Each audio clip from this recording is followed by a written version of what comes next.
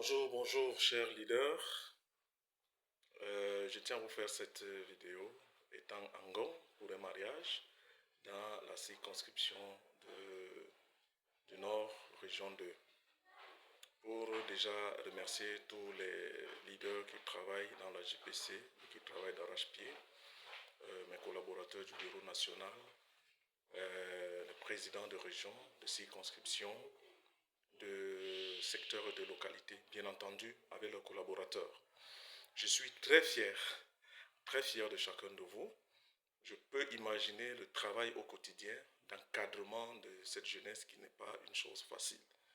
Mais nous savons que le Seigneur, qui n'est pas sourd, qui n'est pas muet, qui n'est pas aveugle, sait, connaît, voit tout ce que nous faisons.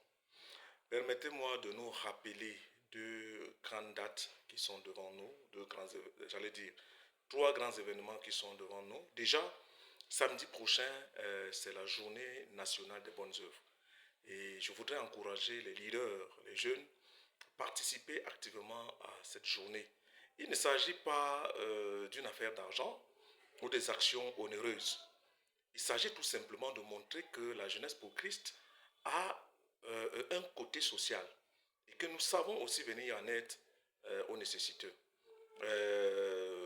Nous avons nos leaders dans nos assemblées, les leaders de la JPC, les anciens, les diacres et autres. On peut aller faire du travail manuel, travail de ménage et bien d'autres. Nous avons les chefs de quartier, de village, nous avons les sous-préfets, les préfets, les mairies, tout cela.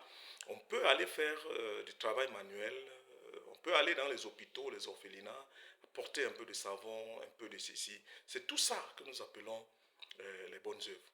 Je prie donc les différents présidents de tout faire pour que ce samedi, cette activité soit menée sur toute l'étendue du territoire. La deuxième grand événement, c'est notre journée culturelle nationale qui se tient le 20 mai.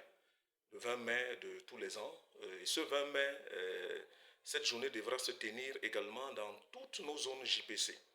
Il s'agit bien entendu d'éclore les talents, de faire connaître ce que la JPC fait au quotidien en termes de chant, de théâtre, de poésie, de jeux, d'humour et bien d'autres.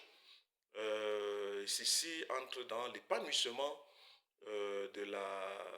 du jeune dont nous avons la responsabilité. Je recommande donc au président de région, des circonscriptions, de veiller à ce que cette journée soit respectée dans tous les coins.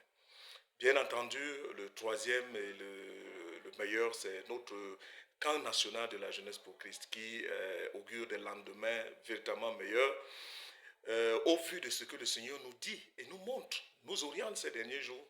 Je suis fier de vous faire savoir que ce camp national sera différent, vraiment différent.